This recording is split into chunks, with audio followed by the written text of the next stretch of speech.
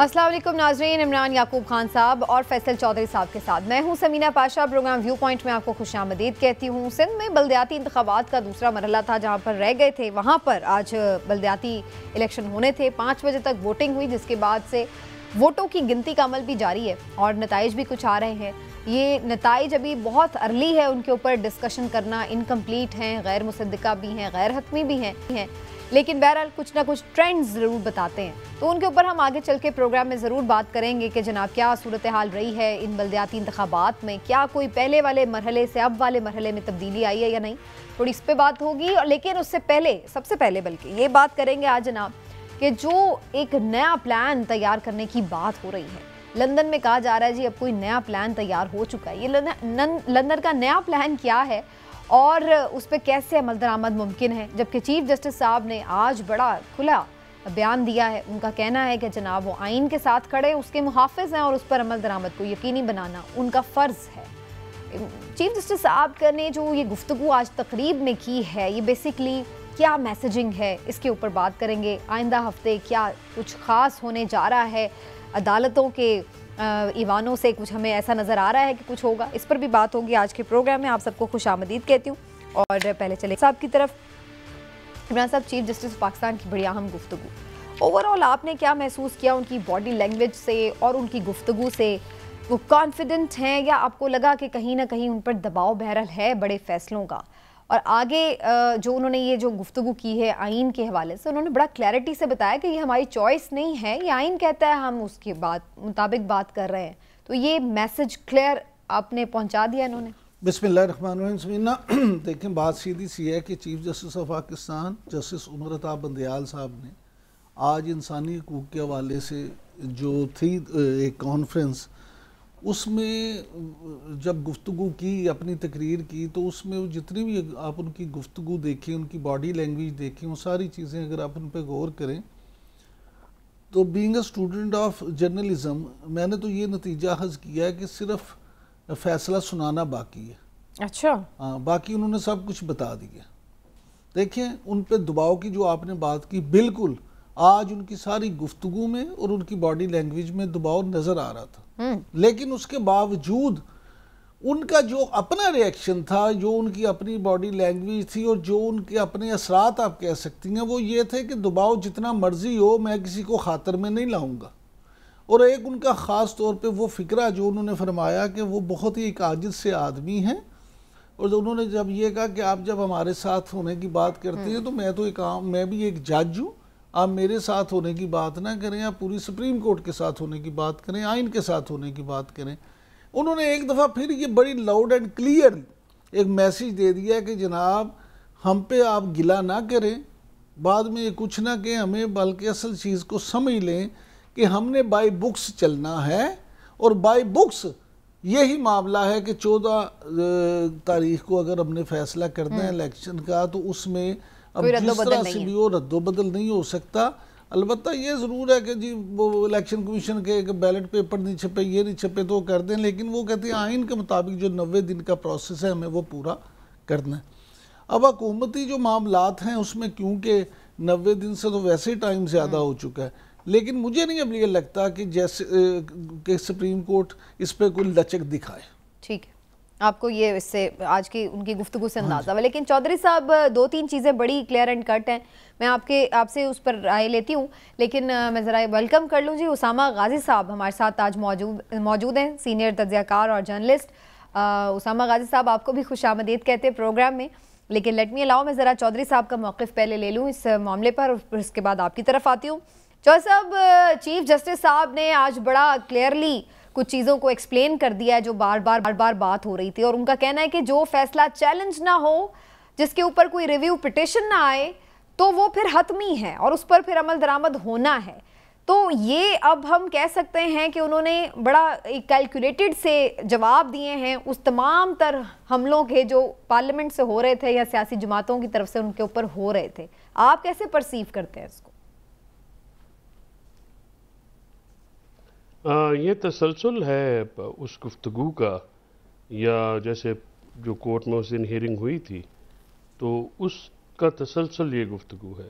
Chief justice साहब जो हैं वो बड़े हम्बल आदमी हैं, बड़े आजिज़ आदमी हैं, वो बड़े दीनदार आदमी हैं, उनमें वो ऐसे जज नहीं हैं जो सख्त गुस्से में आ जाते हैं। उनके बहुत सारे साथी ऐसे हैं, जब वो हम क्योंकि पेश होते रहते हैं तो वो थोड़े से गुस्से में कभी कभार आ जाते हैं। लेकिन उमर रज़ा बंदयाल साहब जो हैं वो एज ए जज भी और एज ए चीफ जस्टिस भी बड़े कूल माइंडेड आदमी हैं। वो कभी भी गुस्से में नहीं आते। आज भी जो उनका गुफ्तगू था या जो पैराया था, आज उन्होंने ये भी मैसेज दिया है कि आप एक जज नहीं, आप इदारे को मुकद्दम रखें। जो सुप्रीम कोर्ट है बैसियत इदारा बहुत ही इम्पॉर्टेंट इदारा है, आइन का मुहाफ़िज़ इदारा है, आप इसको मुकद्दम रखें, इसके साथ खड़े हो, इसको मजबूत करें। और उन्होंने हुकूमत को ये कहा कि आप इस पर हमले बंद करें, आप जो फैसलों की आड़ में सियासत कर रहे हैं वो ना करें, ना आप इस जो फैसले को चैलेंज कर रहे हैं, ना आप इस फैसले को जो है जो कानूनी आपके पास ऑप्शंस हैं उन पे आप गौर करें, ना आपने दौरान मुकदमा की, ना आप कर रहे हैं। लेकिन हमारा फ़र्ज़ है, ये हमारी चॉइस नहीं है, यानी ये हमारी ख्वाहिश नहीं है कि हम किसी आइन की शिक का तहफ़्फ़ुज़ करेंगे, नहीं, ये हमारा फ़र्ज़ है, हमने कसम खाई है, हलफ दिया हुआ है। और उस दिन भी अगर आपको याद हो तो उन्होंने कहा कि हमें छोटी मोटी कुर्बानियाँ देने को तो हम भी तैयार हैं, हमारे जवान इतनी बड़ी कुर्बानी देते हैं कि सरहदों पे शहीद हो जाते हैं वतन की हिफाजत करते हुए, तो छोटी मोटी आइन की हिफाजत करते हुए हम भी कुर्बानी देने को तैयार हैं। अच्छा। तो ये बिल्कुल इमरान याकूब खान साहब की बात से मैं बिल्कुल एग्री करता हूँ कि चीफ जस्टिस साहब और उनके साथी जजेस ये आज उस पर बिल्कुल तैयार हैं। और ये वैसे चौधरी साहब आपका तज्जिया क्या है, क्या कुर्बानी दी जा सकती है जज साहिबान की तरफ से? मसलन वो ये कह रहे हैं, जो हम अखज़ हम करते हैं, उन्होंने ये कहा है कि अगर हम आपके खिलाफ एक्शन तो लेंगे अगर आप अपना हमारा हुक्म नहीं मानेंगे। और समीना, ये मैं आपको बतौर वकील बता दूं कि सुप्रीम कोर्ट के पास हुकूमत ने कोई ऑप्शन नहीं छोड़ी है। सुप्रीम कोर्ट को उस नहज पे लाया जा रहा है कि आप हमारे खिलाफ कार्रवाई करें। देखिए, मुल्क की आला तरीन अदालत है, अगर उसके फैसले पे अमल ना हो और वो चुप कर जाए, वो आंखें बंद कर लें, तो फिर मजिस्ट्रेट कोर्ट का क्या होगा, फिर मातहत अदालतों का क्या होगा, फिर तो कोई भी किसी भी कानून का या फैसले मानने का ताबे नहीं होगा। फिर तो इस मुल्क में निज़ाम नहीं रहेगा, इसमें एनार्की होगी, इसमें फिर मुल्क का जो निज़ाम है तहबाला हो जाएगा। जो ताकतवर गिरोह होगा वो अपनी ख्वाहिश मुसल्लत करेगा। तो क्या पूरे मुल्क को आप जो है वो अफगानिस्तान बनाना चाहते हैं या कोई निज़ाम के तहत चलाना चाहते हैं? रियासतें हमेशा निज़ाम के तहत चलती हैं और अदल के इदारे जो हैं उनको पूरी दुनिया में बहुत मुकद्दम जाना जाता है। गलत एल गोर का और बुश का जो मुकदमा है, 2 दहाइयों में अगर सुप्रीम कोर्ट अमेरिका की जो सबसे कंट्रोवर्शियल फैसला आया वो एल गोर का फैसला था, उसने एक्सेप्ट किया। सियासत को अदालत में ले जाके और अदालत के ऊपर इस तरह से चढ़ाई करके ये तो निज़ाम को तहबाला करने की एक साजिश, बिल्कुल जैसे परवेज़ इलाही साहब ने कहा, ठीक कहा है कि लंदन में बैठ के आप और बात करते हैं। यही शहबाज शरीफ और इनके वकला सुप्रीम कोर्ट में क्या कह रहे थे जब पेशियां हो रही थी, तो लंदन में इनकी गुफ्तगू देखें। इस तरह से अगर ये बात करेंगे, और ये बात खुद चीफ जस्टिस साहब ने भी लास्ट टाइम समाअत में कही कि आपकी वहां पर जो लबो लहजा पार्लियामेंट में और बाकी जगहों पर होता है वो और है, अदालत में आपका कुछ और ही पॉइंट ऑफ व्यू होता है। तो ये उन्होंने भी उस दिन उन्होंने कहा लेवल चेक करें आप गुफ्तगू का, जो यहाँ पे होती है उसका लेवल क्या है, फारूक नाइक साहब से मुखातब करके, और वहां पे क्या लेवल है गुफ्तगू का। सही जी, गाजी साहब की तरफ चलते हैं। उसामा, आपका बहुत शुक्रिया, आपने वक्त दिया। लेकिन जो ये सिचुएशन इस वक्त चल रही है, चौधरी परवेज़ इलाही साहब को एक लंदन प्लान नज़र आ रहा है और उस लंदन प्लान के मुताबिक वो कहते हैं नई तैयारी की जा रही है अदलिया पर हमले की।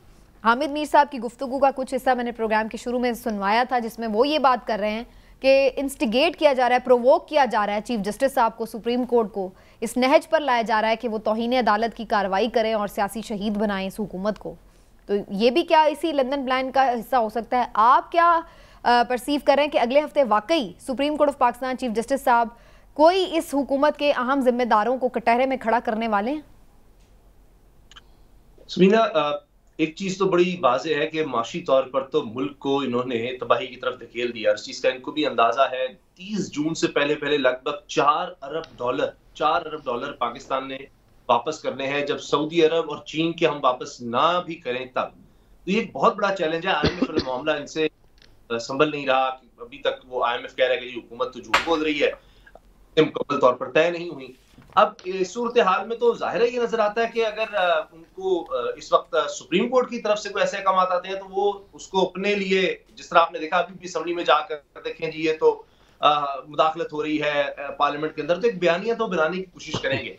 अब वो कितना बना पाते हैं ये एक अलग बात है। मुझे नहीं लगता कि लोग इस चीज को इतना ज्यादा सराहेंगे कि अच्छा जी अगर सुप्रीम कोर्ट की तरफ से कोई अहकाम आ गए। अगर ऐसी बात होती तो यूसुफ रज़ा गिलानी साहब को कोई एडवांटेज तो पीपल्स पार्टी को कुछ मिलता, लेकिन 2013 के इलेक्शन में हमने कुछ खास नहीं देखा और अब तो मुझे लगता है कि उससे भी कहीं ज्यादा बुरे हालात हैं। मगर एक चीज मैं जरूर यहाँ मेंशन करना चाहूंगा समीना कि इमरान याकूब साहब और फैसल साहब ज्यादा बेहतर उस पर रोशनी डाल सकते हैं कि चीफ साहब ने जिस तरह बिल्कुल वाजे कहा 90 दिन का।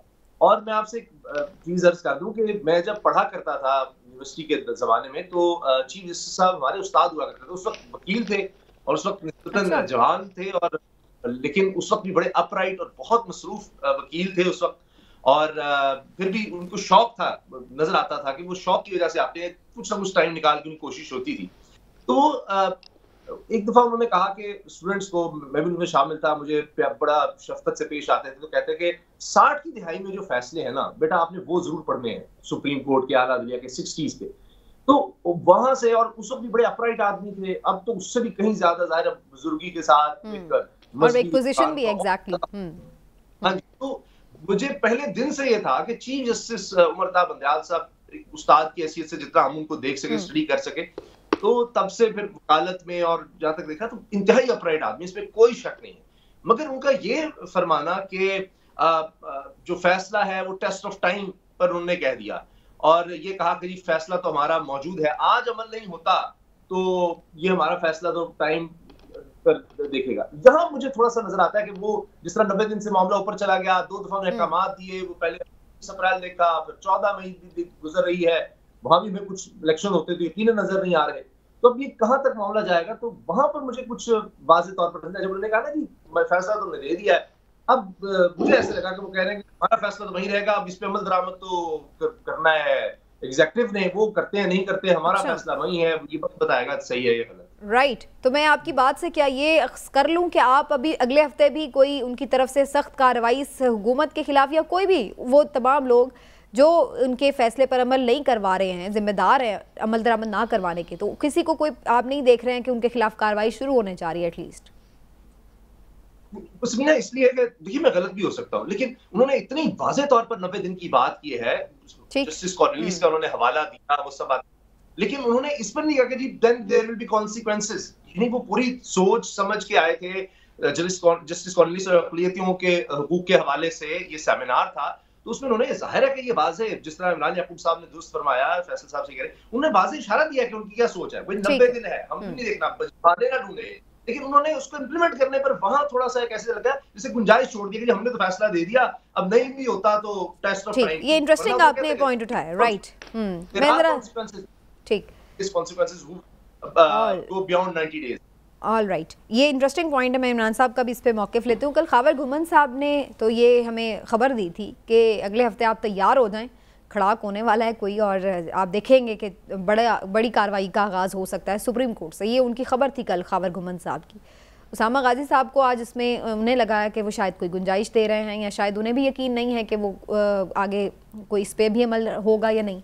आपकी क्या राय इमरान साहब, क्या आपको नज़र आ रहा है कि अगले हफ्ते में कोई बड़ी कार्रवाई का आगाज़ हो सकता है? देखिए समीना, मैं उमर ता बंदयाल साहब का ना तो शागिर्द रहा हूँ, ना मेरा उनसे बहुत करीबी कभी ताल्लुक़ रहा है। मैं तो एज ऑब्जर्वर ही उन पर कुछ कमेंट कर सकता हूँ, या उनको जो अदालतों में जिस तरह से देखा है। मैं ये समझता हूँ कि जज साहबान जो होते हैं, और ख़ास तौर पे चीफ जस्टिस किसी भी मुल्क का, वो जानबूझ के भी कुछ लकूने छोड़ देते हैं। अगर वो आज ये सारी बात कर देते जिस तरह से उसामा कह रहे हैं, तो फिर शायद बाकी को बात रह ना जाती। लिहाजा जैसे मैंने पिछले आपको अपने कमेंट में कहा था कि सिर्फ फैसला अनाउंस करना बाकी है, उन्होंने अपना मूड आज बता दिया है, उन्होंने सब कुछ बयान कर दिया है। लिहाजा मैं ये समझता हूँ कि जानबूझ के उन्होंने इस बात का जिक्र नहीं किया, कार्रवाई का कि क्या नताइज निकलेंगे वो, या क्या कर देंगे, डराया नहीं उन्होंने, उसकी वजह ये तंबीह नहीं की। देखें उन्होंने अपने एक जज होने का फर्ज निभाया इस अंदाज में। मैं समझता हूँ कि उन्होंने बढ़ के नहीं मारी। ठीक है, बढ़ के मारना सियासतदानों का काम होता है, करते नहीं तो छड़ांगे नहीं, ये हो जाएगा वो हो जाएगा। वो अगर आप देखें उनके चेहरे से, मैं फिर आपसे कहूँगा, आज टेंशन नज़र भी आ रही थी, दबाव नज़र भी आ रहा था, लेकिन उन्होंने बड़े ठहराव के साथ और बड़े अपने उसमें रहते हुए जो एक जज को होना चाहिए उसमें सारी गुफ्तगू की है। लिहाजा एक तो ये कि मैं समझता हूँ कि वो बाज नहीं आएंगे।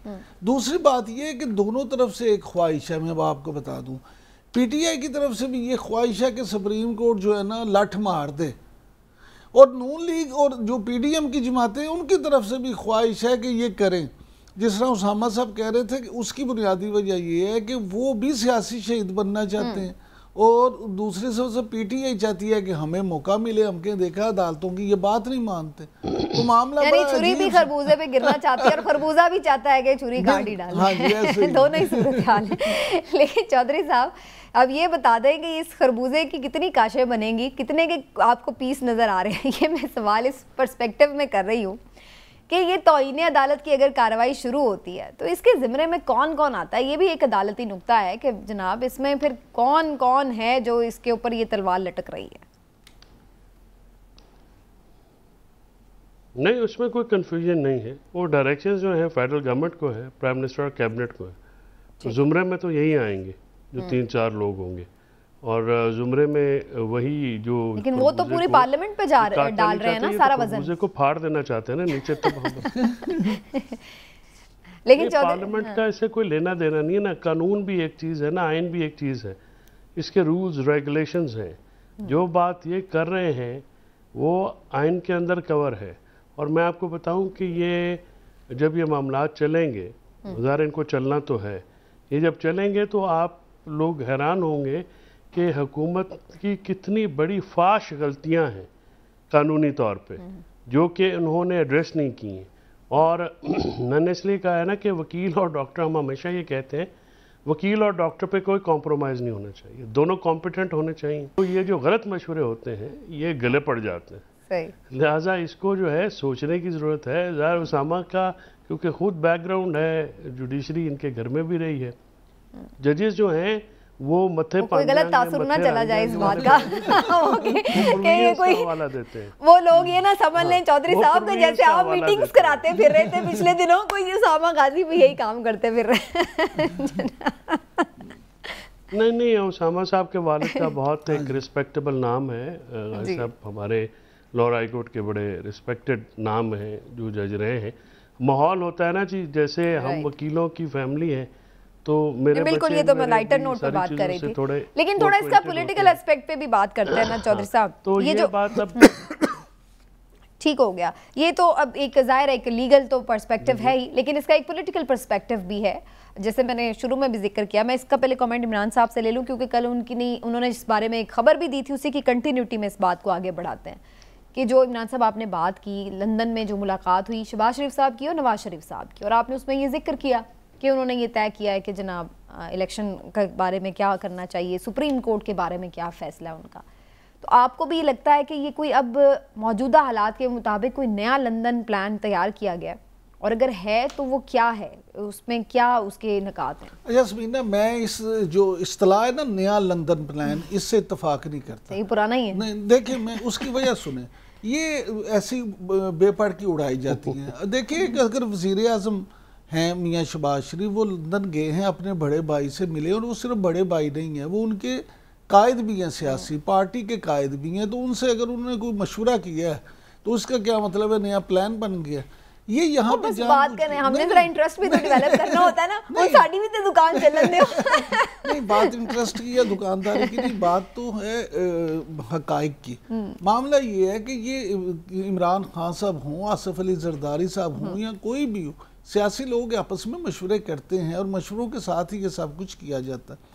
लिहाजा हर बात को प्लान करार दे, क्योंकि हमने प्लान। चलें, अब मैं सवाल यूँ कर लेती हूँ, मशवरा क्या तय पाया है कि अब अगर सुप्रीम कोर्ट तौहीन अदालत करती है, तौहीन अदालत लगाती है, तो चुप करके घर चले जाएं और सिर्फ उसके बल के ऊपर एक नैरेटिव बिल्ड किया जाए, या फिर ये कि जो ऐलान पार्लियामेंट में ख्वाजा आसिफ ने किया था कि हम मानेंगे ही नहीं, मीन्स कि आप घर ही नहीं जाएंगे? समीना, हमारे वाकफा नियाल ये कहते हैं, चौधरी साहब ज़रा गौर से सुनिएगा, हमारे वाकफा नियाल ये कहते हैं कि मुस्लिम लीग नून और पीपल्स पार्टी और मौलाना फजलुर रहमान ये तीनों एक पेज पे हैं और ये समझते हैं कि अगर इस तरह का कोई फैसला आता है कि जिस पे वज़ीर आज़म और काबीना को घर भेज दिया जाता है तो सिर्फ यही घर नहीं जाएंगे बल्कि पूरा निज़ाम जो है वही घर चला जाएगा, चीज़ें जो हैं बहुत ख़राबी की तरफ चली जाएंगी। और वो ये समझते हैं कि अगर इस तरह की बात हो तो उसमें देखें फिर वो क्या इमरजेंसी लगाएंगे, क्या जो होगा? देखें ये अब बात है, हाँ, अपने तमाम पत्ते तो उन्होंने शो नहीं कर दे। मैं तो आपको ये बता रहा हूँ आपकी क्या एक्सपेक्टेशन? देखें कुछ भी हो सकता है। अब ये समझते हैं कि अगर इस खुदा न हास्ता इस सारे अमल में जमहूरियत की बसात ही लपेट दी जाए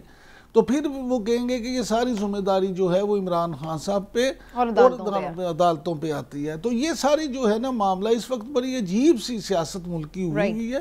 ये भी एक पॉइंट हो सकता है। लेकिन चौधरी साहब, बल्कि मैं पहले उसामा का इस पे लेती हूँ मौक़िफ़। उसामा, ये जो इमरान साहब ने अब चीज़ें सामने रखी हैं, जो उधर मुशावरत हुई है, मैं उसको प्लान नहीं कह रही, लेकिन जो मुशावरत हुई है, जो चीज़ें एक तरह से तय की जा रही हैं, आपको ये महाज आराई सिर्फ ऐसे ही लग रहा है कि जमहूरियत की बसात लिपटती हुई नज़र आती है, या फिर अल्टीमेटली ये सियासी शहीद होकर घर तो जाएंगे लेकिन एक अपना उन्हें बयानिया ज़रूर मिल जाएगा कि देखें अगले 3 महीनों में हमने दूध और शहद की नहरें बहानी थी लेकिन अदालत ने हमें एक दफ़ा फिर से घर भेज दिया, नाअहल भी कर दिया, हमारे साथ फिर से जुल्म सितम हो गया। तो एक नैरेटिव बहरहाल उनको मिल जाएगा, तो ये आप उनके लिए एक्सेप्टेबल होगा, काफ़ी होगा? जमहूरियत की विसात तो वैसे मैं तो कहता हूँ लिपट चुकी है। यहाँ बचा क्या है? कोई जमहूरियत के हवाले से आइन हमने टूटता देख लिया, इंसानी पामाल होते देख लिए, मईशत की तबाही देख ली, लोगों के पास 70% लोगों के पास पंजाब और खैबर पख्तूनख्वा में वोट का हक ही आपने छीन लिया। जमहूरियत खड़ी इस चीज पर होती है, रिप्रेजेंटेशन पर, वोट पर, इलेक्शन पर। वो तो खत्म हो गए, 90 दिन तो वो गुजर गए और हुकूमत उससे इनकारी है, तो वो तो उन्होंने ब्रेक कर दिया। फिर शहबाज शरीफ से बेहतर कोई सर्व कर रहा हो ताकतों को, जिन्होंने कोई इस तरह का काम करना होता है, तो फिर तो बंदा सोचता है। वो तो इस वक्त तारीख में पहली दफा हम देख रहे हैं कि सुप्रीम कोर्ट डट गई है, वरना तो ताकतें जो है वो उनके साथ ही होती थी सुप्रीम कोर्ट। ये पहली दफा है और इसी वजह से हमें वो मामला नजर आ रहे हैं कि इम्प्लीमेंटेशन का मसला और तो ये तो पहली दफा सुप्रीम आज नहीं तो कल जाहिर, वो तो इसीलिए हुकूमत को अंदाजा है कि आप देखिए अदालत में और तरह से पेश आते हैं और वैसे बड़ी तकलीफें और सारा कुछ होता है, लेकिन जब अदालत में जाते हैं तो फिर बिल्कुल और अंदाज होता है कि जी हमें टाइम दे दें, ये कर दें, वो कर दें। इसका मतलब ये अंदाज है कि सुप्रीम कोर्ट का फैसला है, हम वो तो कोई शक ही नहीं है, उन्होंने कह दिया कि हम हर हथियार इस्तेमाल करेंगे।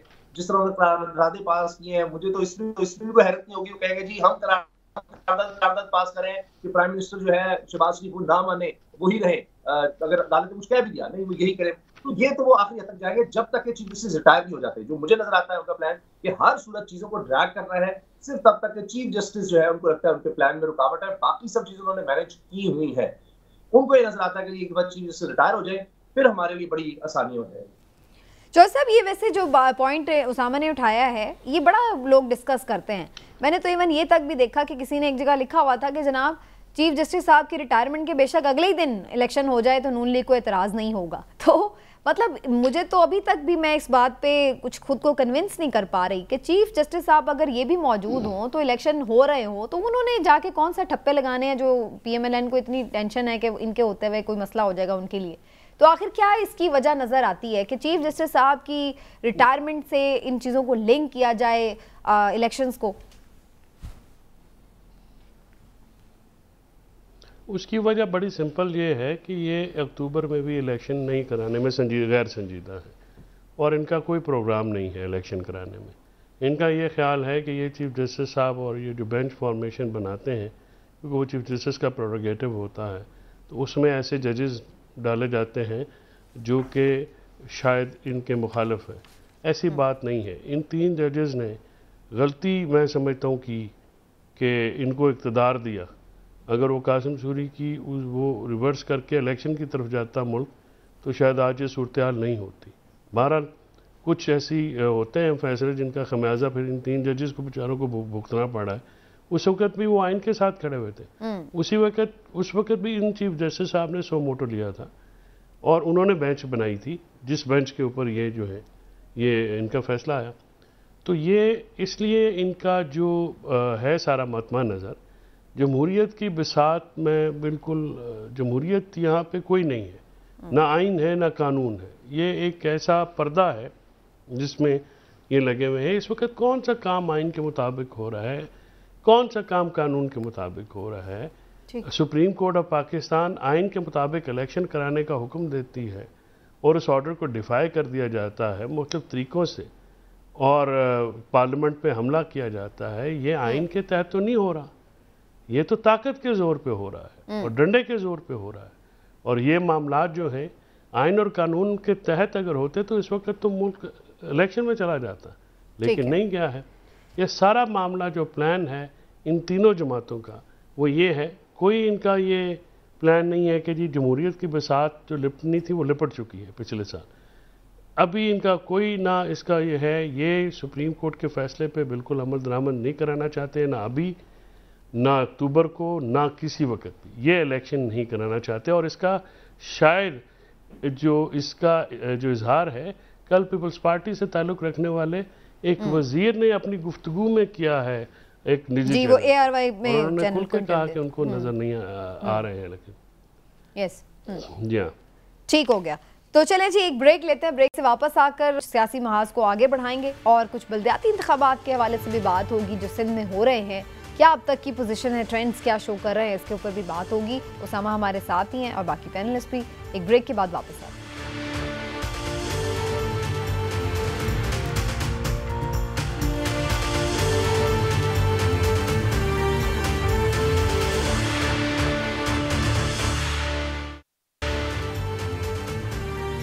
जी वेलकम बैक नाज़रीन। और सिंध में जी बल्दियाती इंतखाबात हुए हैं आज 63 खाली नशिस्तों पर और 24 अजला में ये थे। ज़्यादातर इसमें शहरी इलाके ही हैं और हम देख रहे हैं कि पहले भी जब हुए थे, अगरचे उसमें कितना वक्त गुजर गया, जनवरी में हुए थे और अब तक भी कराची का मेयर नहीं मुंतखब हो सका और उसकी बहुत सारी वजूहात हैं। लेकिन एक ये भी वजह थी कि मेजर जो बहुत सारी नशिस्तें थी उस पर मज़ीद अभी होने बाकी थी। तो अब जी सिचुएशन ये है कि मुख्तलिफ शहरों में कुछ रिजल्ट्स शेयर हो रहे हैं और उसके बाद अब तक के जो ट्रेंड्स नज़र आ रहे हैं, तो अगैन यहाँ पर पीपल्स पार्टी जो है वो हमें थोड़ा आगे नज़र आ रही है बाकी जमातों से। आज़ाद उम्मीदवार भी काफ़ी तादाद में जीत रहे हैं जो कि हमें नज़र आ रहा है कि शायद सेकंड नंबर पर हों अभी तक के रिजल्ट्स के मुताबिक, जो कि गैर हतमी हैं। फिर पाकिस्तान तहरीक इंसाफ के भी कुछ लोग कामयाब होते नज़र आ रहे हैं, लेकिन सरप्राइजिंगली हमें जमात इस्लामी इस वक्त बहुत ज़्यादा उस तरह आगे नज़र नहीं आ रही जैसे हमने पहले इलेक्शंस में जो पहला मरहला था उसमें देखा। तो ये कुछ ट्रेंड्स हैं जो कि अभी तक शो हो रहे हैं। अभी खैर बहुत सारी नशिस्तों के रिजल्ट आना बाकी हैं, तो इस पर ज़रा कोशिश करते हैं सबकी राय जानने की। बेशक अगर ये इनकम्प्लीट नताइज भी हैं इवन देन। तो पहले उसामा गाजी की तरफ जाऊँगी। उसामा, क्या वजह नज़र आती है पीपल्स पार्टी ये क्लेम करती है कि उन्होंने बहुत काम किया है इसलिए लोग उनको वोट देते हैं? जनरल ओपिनियन ऐसे लगता है और जो तासुर भी है कि पीपल्स पार्टी ने इतने सालों में गवर्नमेंट की है सिंध में, लेकिन इसके बावजूद भी वहाँ पर बहुत सारे पसमानदगी है और हम देखते हैं बुरे हालात देखते हैं। तो फिर क्या वजह है कि पीपल्स पार्टी स्टिल हमें सिंध में जो है वो लीड करती हुई नज़र आ रही है हर इलेक्शन में, हर मरहले पर? मीना, इस पे तो वैसे दुनिया में स्कॉलरशिप दिए जाने चाहिए, पीएचडी होनी चाहिए। 15 साल बगैर किसी शिरकत के पीपल्स पार्टी अगर एक सूबे में है और उससे पीछे भी अगर चले जाएं, दिहाइयां उनके पास है। मुझे नहीं लगता कि इतना बुरा हाल कहीं होगा इस बजट के साथ और जितने मसाइल हैं। कोई बिल्कुल गरीब तरीन मुल्क दिखा दिए तो और बात है। आप कराची को ही ले लें, दुनिया की वर्स्ट सिटीज, इतना दुख होता है कहते हुए हमारा मुल्क, उसका सबसे बड़ा शहर, इतना खूबसूरत शहर, साहिली शहर जो दुनिया भर में किसी मुल्क की पहचान होते हैं, तो वहां पर आप देख लीजिए कोई एक चीज तो हो, कोई लॉ एंड ऑर्डर है, कोई तालीम है, कोई सेहत है, कोई एक चीज आप मुझे बता दिया। हाँ, NICVD बड़ा जबरदस्त, उसने बड़ा अच्छा काम किया, इंडस पब्लिक प्राइवेट पार्टनरशिप में नजर आता है, लेकिन ये कुछ एक्सपेक्ट हमें नजर आते हैं। अदरवाइज तो पूरा सिंध हमें किसी भी तरह से, सबसे बुनियादी शोबे में तालीम को ही ले लूं तो बर्बाद है। अब इलेक्शन वो किस तरह दिए जाते हैं, वो मैनेज इस तरह से कर लेते हैं। अंदरूनी सिंध तो ये नजर आता है कि भाई पीपल्स पार्टी के अलावा चॉइस ही कोई नहीं है, आप जो मर्जी कर लेंगे। वहां पर इतने बड़े पैमाने पर वो सारा खानदानी निजाम और इतना वो सराहियत कर चुका है कि उसको आप ब्यूरोक्रेसी जो उनके अंदर आ चुकी है और सारा कुछ, तो वो आप कर ही नहीं सकते अनलेस के बहुत बड़ा कोई इनकलाब आ जाए। अब बाकी जो शहरी इलाके हैं वहां पर यह है कि MQM का जो अंदाज होता था, आपको पता ही है कि कोई बात ही नहीं कर सकता था, तो वहां वो जोर लगा देते थे। अब वो पीछे वो ताकतें उस तरह से नहीं रही, तो अब पीपल्स पार्टी इतना जोर चला रही है। अब तो वैसे भी बॉयकॉट किया हुआ ना उन्होंने, बल्दियाती इंतखाबात में तो अपीयर ही नहीं हुए, कॉन्टेस्ट ही नहीं किया उन्होंने। जी, तो इसलिए वो भी पीछे उस तरह से उनकी सपोर्ट भी नहीं, और जो उनका वोटर है वो भी खुश नहीं, तो इसलिए उन्होंने वो कर दिया। लेकिन इसी वजह से आप देखें ना, पीपल्स पार्टी मैंने अर्ज किया कि उसके बाद उनके लिए अब कोई इतना ज्यादा रहा ही नहीं है। तहरीक इंसाफ ने ना उस तरह से उतनी जोर से कैंपेन की, वैसे भी आप देखिए उनके लिए मुश्किलात ही बहुत ज्यादा हैं। इमरान खान साहब का एक जरूर ऑरा है, बाकी हमें सिंध में या कराची में उतना जोर नजर नहीं आता। हाँ, जनरल इलेक्शंस हो तो फिर बिल्कुल बात और हो सकती है, हो सकता है, लेकिन यहाँ पर वो माइक्रो लेवल पर उनकी इस तरह की मैनेजमेंट है, थ्रू ब्यूरोक्रेसी, थ्रू वैसे सियासी तौर पर, कि वो बड़े आराम से ये इलेक्शंस को मैनेज कर जाते हैं। वरना आप पूरे नहीं, लेकिन उसामा अगर ये मैनेज करने की ही बात हो तो इवन देन मतलब प्रोविंशियल असेंबली की जो कराची की सीट्स हैं, जो नेशनल असेंबली की सीट्स हैं, उसमें हमें पीपल्स पार्टी उस तरह मैनेज करती नज़र नहीं आई। वहाँ पर हमने देखा कि MQM या PTI ज़्यादा हमें नज़र आती है प्रोविंशियल असेंबली की सीट्स में और नेशनल असेंबली की सीट्स में इन कराची एंड हैदराबाद। लेकिन बाकी जगहों पर तो चले हम, लेकिन इसकी क्या वजह है कि इस दफ़ा कराची में इतने ज़्यादा पीपल्स पार्टी ने सीट्स ले ली हैं जो लोकल बॉडीज़ की हैं?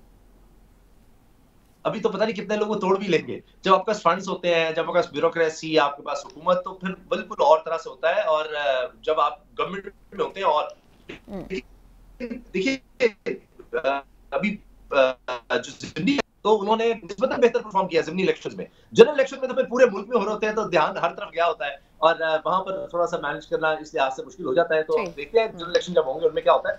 वैसे पीपल्स पार्टी को कुछ जो उन्होंने अंदाज अपनाया हुआ है इलेक्शंस मैनेज करने का। ठीक है, चलिए, थैंक यू आपका उसामा, आप हमारे साथ मौजूद रहे। और अब कुछ रिपोर्टर्स से भी अपडेट ले लेते हैं। वो क्या, हमें कराची से हमारे रिपोर्टर हैं जी राना खालिद साहब, और हैदराबाद से हमारे रिपोर्टर हैं आफ्ताब साहब। इनसे ज़रा जानते हैं कि क्या इस वक्त माहौल नज़र आ रहा है कराची और हैदराबाद में, और ओवरऑल भी कैसी रही आज सारा दिन की रिपोर्टिंग जो उन्होंने की। पहले कराची चलते हैं जी खालिद साहब के पास। खालिद साहब फरमाइएगा, अभी तक के जो रिजल्ट्स आ रहे हैं वो तो लग रहा है कि पीपल्स पार्टी को सपोर्ट कर रहे हैं, तो क्या उनके आप मुख्तलिफ कैंप्स में और जगहों पर जहां पर वो इकट्ठे हैं लोग, तो क्या वहां पर माहौल आप देख रहे हैं, सेटिस्फाइड हैं? शुक्रिया। मैं आपको बताऊं कि आज जो बल्दियाती इलेक्शन जो 11 नशिस्तें जो बाकी थी, जो कि शहर कराची में 11 नशिस्तों पर जो आज इंतखाबात बल्दियात का जो मुनक्कद किया गया, ये 11 यूनियन काउंसिल थी, जिसके ऊपर पुलिस की जानिब से 7000 सिक्योरिटी एहलकार जो है तैनात किए गए थे। मगर उसके बावजूद तो हमारे ये मुशाहिदे में चीज आई कि मुख्तलिफ मुकामात पर जो है वहाँ पर जो पार्टीज हैं उनकी जानिब से वहाँ पर रश का माहौल था, और उनकी जानिब से इल्जाम तराशी की जा रही थी। कहीं पर जो है उन्होंने ये भी इल्जाम आयद किया कि उनकी जो पोलिंग एजेंट्स जो थे उनकी जो है मौजूदगी के बगैर जो बैलेट बॉक्स थे उनको सील किया गया, इस पर भी उन्होंने एतराज किया, जिसके फौरी बाद जो है जमात इस्लामी की जानिब से इलेक्शन कमीशन को इस बात से तहरीरी तौर पर आगाह किया। और मुख्तलिफ मुकामात पर हमें जो है वहाँ पर जो माहौल थोड़ा सा कशीदा नजर आया, मगर पुलिस की नफरी वहाँ पर तैनात रही। राना साहब, जमात इस्लामी ने इल्जाम आयद किया है कि बाज़ जगह पे बैलेट बॉक्सेस में से पुराने इलेक्शंस के वोट निकले हैं, इसमें क्या हकीकत है? जी इमरान साहब, आप जैसे आपने फरमाया कि जमात इस्लामी की जानिब से ये इल्जाम तो आयद किया गया है, मगर इसमें अभी तक कोई ऐसी मुस्तक़ा इतलात मौसूल नहीं हो रही है। अब से कुछ देर पहले अमीर जमात इस्लामी जो कराची है, हाफिज नईम, जो कि शहर कराची में मेयर के भी उम्मीदवार हैं, जो कि काफी जो है अपना इस हवाले से शहरी मसाइल के हवाले से आवाम के अंदर काफी मकबूल भी नजर आते हैं, उनकी जानिब से ये एक हंगामी प्रेस कॉन्फ्रेंस की गई है, जिसमें उन्होंने ये बात डिक्लेयर की है कि उन 8 यूनियन काउंसिल जो थी 11 में से, उन पर उनकी बर्तरी जो है वो उनको वाजिया नजर आ रही है। ताहम उन्होंने पीपल्स पार्टी पर यह इल्जाम आयद किया है, उन्होंने कहा है कि पीपल्स पार्टी जो है जो धौंस और बदमाशी के साथ जो है उनसे ये सीटें छीनना चाह रही है। दूसरी जानिब सईद गनी की जानिब से दावा किया गया कि लियारी की जो यूनियन काउंसिल थी उस पर उन्होंने मुकम्मल जो है क्लीन स्वीप किया है। यानी जो पहले मरहले में हमें उनके तहफ़्फ़ुज़ात है वो अभी भी नजर आ रहे हैं। ठीक है, मैं जरा हैदराबाद की भी सूरत हाल जान लूँ। आफ्ताब साहब वहाँ पर हमारे साथ मौजूद हैं। आफ्ताब, बताइएगा हैदराबाद में क्या सूरत हाल रही है? टर्न आउट बड़ा कम रहा है पहले भी अभी भी, तो क्या जो आपकी वहाँ पे लोगों से बातचीत हुई है, MQM के बॉयकॉट की वजह से लोग बाहर कम निकल रहे हैं, या इन जनरल लोगों ने लोकल बॉडीज इलेक्शन में दिलचस्पी नहीं ली? बिल्कुल, आज भी जैसे ही सुबह में इलेक्शन का वक्त शुरू हुआ तो पोलिंग सुबह 8 बजे हैदराबाद के 5 यूनियन काउंसिल और 5 वार्ड्स पर शुरू हुई। तो जो एमक्यूएम के इलाके कहलाए जाते हैं, पक्का किला, वहाँ यूसी 3 के 3 पोलिंग स्टेशन पर जनरल वार्ड मेंबर पे वार्ड के लिए जो है पीपल्स पार्टी, आजाद उम्मीदवार, तहरीक इंसाफ के उम्मीदवारों में मुकाबला था। लेकिन वहाँ सूरत-ए-हाल ये थी कि तकरीबन 40 मिनट गुजरने के बावजूद 8:40 हो गए थे, हम ज्यादातर मीडिया वाले वहीं सुबह इस लाइव के लिए या लाइव के लिए खड़े हुए थे, तो वहाँ पोलिंग एजेंट नहीं आ रहे थे ताकि पोलिंग शुरू हो सके और बैलेट बॉक्सेस जो है वो डीसी हो सके।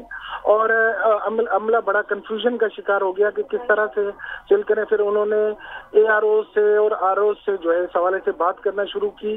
तो तकरीबन 9 बजे या 8:55 इस किस्म की शिकायतें तो आती रहती हैं फिर जब ये हो रहे होते हैं, लेकिन बहरहाल इनको नहीं होनी चाहिए। आफ्ताब अहमद, राना खालिद साहब, आप लोगों का शुक्रिया, आपने हमें अपडेट किया। लेकिन इस पर हमें ज़रूर जी बात करनी है कि ये क्या इसके रिजल्ट्स हैं। लेकिन इमरान साहब, जो अभी तक हम देख रहे हैं एमक्यूएम का बॉयकॉट से, आपको लगता है कि एक फ़र्क पड़ा है या वो शामिल भी होते तो यही टर्न आउट होता? प्लस जमात इस्लामी अब की बार हमें उस तरह से नज़र नहीं आ रही जैसे हमने पहले देखा, तो आपको लगता है अब ऑटोमेटिकली जो मेयर है पीपल्स पार्टी का ही बनेगा क्योंकि जमात इस्लामी और पीछे हो जाएगी? देखिए समीना, गुजारिश ये है कि एमक्यूएम का जो बाइकाट है एमक्यूएम लंदन का, तो ये हर इलेक्शन में अभी तो ये साबित होता है कि लोग जब लंदन से बाइकआउट होता है तो एमक्यूएम के लोग उस बाइकाट के सिलसिले में ना सिर्फ अमल करते हैं बल्कि वो इन इंतखाबात में उस तरह से गर्मजोशी से हिस्सा नहीं लेते। इसलिए टर्न आउट जो पहले लाखों में होता था वो हज़ारों में भी अब मुश्किल होता है। जहाँ तक बात है पीपल्स पार्टी की, तो देखें ये जो होते हैं ना लोकल बॉडीज़ के इलेक्शन, इसमें 2-3 इसके पहलू होते हैं, वजूहात होती हैं। ये होता है गली मोहल्ले की सियासत, और लोगों को ये पता होता है कि ये सियासत जो है इससे हमारे मुकामी हुकूमत से मसाइल हल होंगे। किसी ने गली सही करवानी है, किसी ने नलका सही करवाना है, किसी ने सफाई का मामला करवाना है। जब लोगों को ये पता है कि यहाँ पे सूबाई हुकूमत पीपल्स पार्टी की है और अगली बार भी उन्हें ये उम्मीद है, कवी उम्मीद है कि पीपल्स पार्टी की ही बनेगी, तो फिर वो कोशिश ये करते हैं कि उसी पार्टी का नुमाइंदा मुंतखब हो जाए ताकि उन्हें अपने छोटे छोटे मसाइल हल कराने में आसानी रहे। दूसरी पीटीआई की जो बात है उसमें एक बात याद रखें कि पीटीआई को लोगों ने कराची में बड़ा सराहा था और असम्बलियों में आपने खुद जिक्र भी किया, उनको सीटें भी दी, लेकिन अनफॉर्चुनेटली पीटीआई किसी भी वजूहात की बिना पे वहाँ पे उस तरह से परफॉर्म नहीं कर पाई। तो बहुत सारे लोगों का इस पे भी इतराज़ है कि पीटीआई के जो नुमाइंदे मुंतखब हुए थे वो वहाँ कुछ कर नहीं पाए, तो उससे भी वो थोड़े से नाला हैं। तो जमात इस्लामी इस वक्त ये पोजीशन है कि जो पिछले रिजल्ट थे उसमें पीपल्स पार्टी के पास 93 यानी 93, जमात इस्लामी के पास 86 86 और पीटीआई के पास 40 नशिस्तें हैं। मैं समझता हूँ जिसने भी यहाँ पे अपना मेयर बनाना है उसे जमात इस्लामी की ज़रूरत पड़ेगी। अब जमात इस्लामी अगर बना लेती है पीटीआई के साथ मिलके तो फिर तो मेयर आराम से नईमुल हक साहब बच जाएंगे। पीपल्स पार्टी ये कहती है कि आप हमारे साथ मिल जाएं लेकिन हम आपको मेयरशिप नहीं देंगे। जमात इस्लामी कहती है मेयरशिप से कम हम मानेंगे नहीं। मामला सिर्फ यहीं पे रुका हुआ था। चौधरी साहब, कौन बन रहा है आपके ख्याल से मेयर, और आपको कितने चांसेस नजर आ रहे हैं इस बात के कि जमात इस्लामी पाकिस्तान तहरीक इंसाफ के साथ मिलकर वहाँ पे गवर्नमेंट बना ले, इस तरह उनका मेयर भी बन जाएगा और पीपल्स पार्टी को भी एक सेटबैक मिलेगा? जमात इस्लामी एक पुराना पॉलिटिकल प्लेयर है और वो अपने पत्ते जो हैं वो रिजल्ट्स के बाद ही देखेंगे। अगर उनको पीटीआई सूट करती हुई पीटीआई के साथ बैठेंगे, पीपल्स पार्टी सूट करती हुई वो उनके साथ बैठेंगे। मेयर की स्लॉट जो है वो उनके लिए इम्पॉर्टेंट है क्योंकि आने वाले जो इलेक्शंस हैं उसमें भी कराची का मेयर बड़ा वाइटल इम्पोर्टेंस रखता है। और ये जो हमें रिजल्ट नज़र आ रहे हैं पीपल्स पार्टी या जमात इस्लामी के, ये प्राइमरीली एमकेएम की जो बाइकॉट है ये उसका नतीजा है। अगर एमकेएम वहाँ पे बाइकॉट नहीं करते तो मैं नहीं समझता कि कोई और जमात जो है वो इतनी मैसिवली जो है वहाँ पे सीटें लेती, क्योंकि एमकेएम का होल्ड है। और ख़ासकर जो एमकेएम लंदन जिसकी बात कर रहे हैं वो तो क्योंकि सियासत में नहीं है तो अभी दोबारा उनको जोड़ा जा रहा है। सही है, चलिए, लेकिन ये भी देखना होगा ना, एमक्यूएम अगर सीटें लेती तो वो पीपल्स पार्टी की सीटें काटती या फिर की भी कटती, तो ये भी एक बहरहाल देखना होगा। बहरहाल जब रिजल्ट इस पे आएंगे हम फर्दर भी इस पे डिस्कशन कर सकेंगे। अभी एक ब्रेक लेते नाज़रीन, ब्रेक से वापस आते हैं हमारे साथ।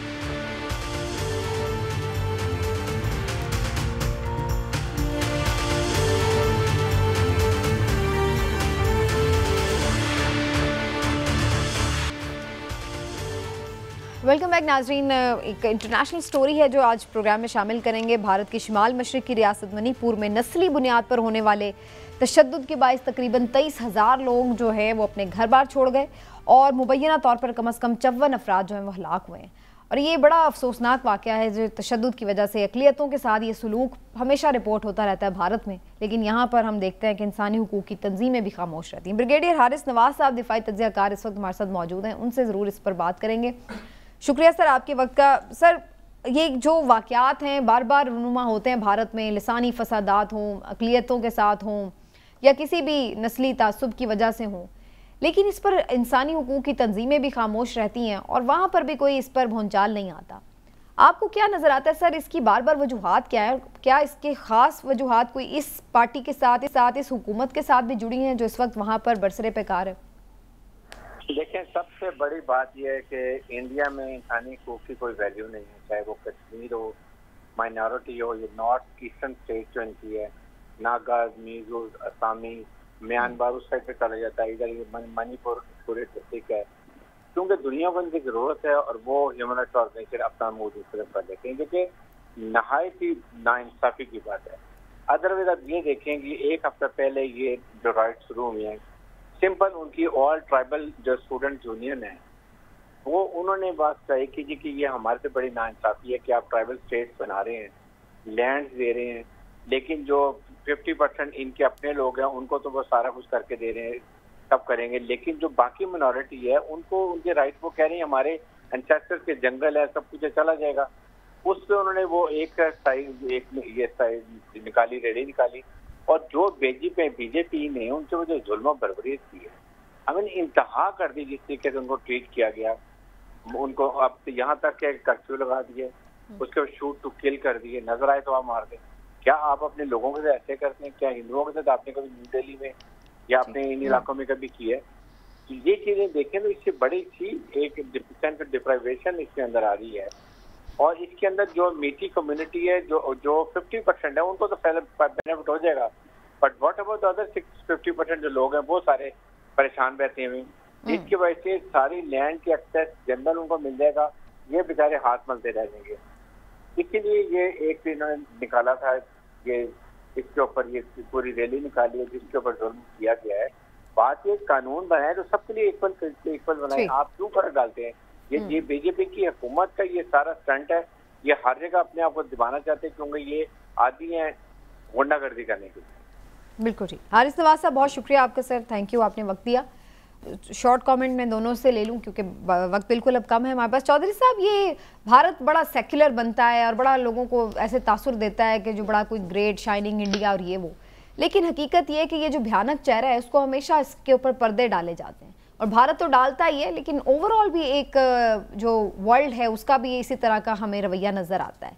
इसकी क्या पीछे आपको वजह नज़र आती है और इसके अगेंस्ट क्या होना चाहिए? देखिए, बुनियादी तौर पे तो ये जो मामला है ये शेड्यूल कास्ट का एक स्टेटस है जिसमें इंडियन आइन के तहत जो शेड्यूल कास्ट है उनको कुछ बेनिफिट्स मिलते हैं। ये जो मेटी, कबाइल और कुकी मेन क्रिश्चियन जो उनका ट्राइब है, ये उनके दरमियान ये झगड़ा है और ये शेड्यूल कास्ट डिक्लेयर करने के ऊपर जो है ये मामला है, क्योंकि जो इंडियन कॉन्स्टिट्यूशन के तहत जो ये शेड्यूल कास्ट की लिस्टें हैं उनको फिर नौकरियों का कोटा और ये तमाम चीज़ें हैं मुआशी तौर पे भी और लैंड फार्मिंग में भी उनको काफ़ी हो जाती है। ये चीज़ जो है वो इंटरनेशनल मीडिया में काफ़ी हाईलाइट हुई है। उस तरह से ये इंडिया को सेकुलर कहना, तो मैंने पहले भी अर्ज़ किया कि वो सेकुलर नहीं कहलाते अपने आप को। अब वो आरएसएस के एजेंडा के ऊपर हैं और 10 साल से वो बिल्कुल बहुत ज़्यादा मजहब उनका गालिब आया हुआ है और वो हर चीज़ को जो है वो आयरन हैंड से दबाते हैं। आरएसएस का एजेंडा ही हमें गालिब नजर आता है। इमरान साहब आपके क्या कमेंट है? बिल्कुल लास्ट मिनट। सिंपल बात है समीना, हिंदुत्व का फरोग है। वो समझते हैं कि हिंदुस्तान सिर्फ हिंदुओं का है और बाकी जितनी भी वहाँ पे कौमें हैं, वो मुसलमान हों, वो सिख हों, वो ईसाई हों, वो पारसी हों, वो कोई भी हो, आप देख रहे हैं कि उनके साथ क्या, जहाँ उन्हें मौका मिलता है वो उनके साथ यही सलूक करते हैं। और पूरी दुनिया जो है सिर्फ इसलिए कि आबादी के लिहाज से, मीशत के लिहाज से एक बड़ा मुल्क है, तो उन पर अपनी जो है ज़ुबानें भी बंद रखती है और उनसे उस तरह से एहतजाज भी नहीं किया जाता। जब तक यूनाइटेड नेशन इस तरह के इदारे इस मामले को सीरियस ले के इंडिया को वाकई कोई जो है उस पर आड़े हाथों नहीं लेंगे, उस वक्त तक इंडिया बाज नहीं आएगा। ठीक है जी, चलिए जी, यहाँ पर इस मामले को समेटते हैं। कहीं पर भी अक़लियतों के तहफ़्फ़ुज़ की बजाय उनके ख़िलाफ़ किसी किस्म का एक्शन हो, उसकी मज़म्मत की जानी चाहिए और इस पर तमाम जो दुनिया है उसको ही आवाज़ उठानी चाहिए। सिर्फ ये नहीं है कि आप सिर्फ कमज़ोर ममालिक में तो ऐसे वाक़यात को बढ़ा चढ़ा के पेश करें और इंडिया जैसे मुल्क के लिए आप अपने उसूल बदलें। मिलते हैं नाज़रीन आपसे अगले प्रोग्राम में, तब तक के लिए अपना ख्याल रखिए, हमें इजाज़त दीजिए। अल्लाह हाफ़िज़।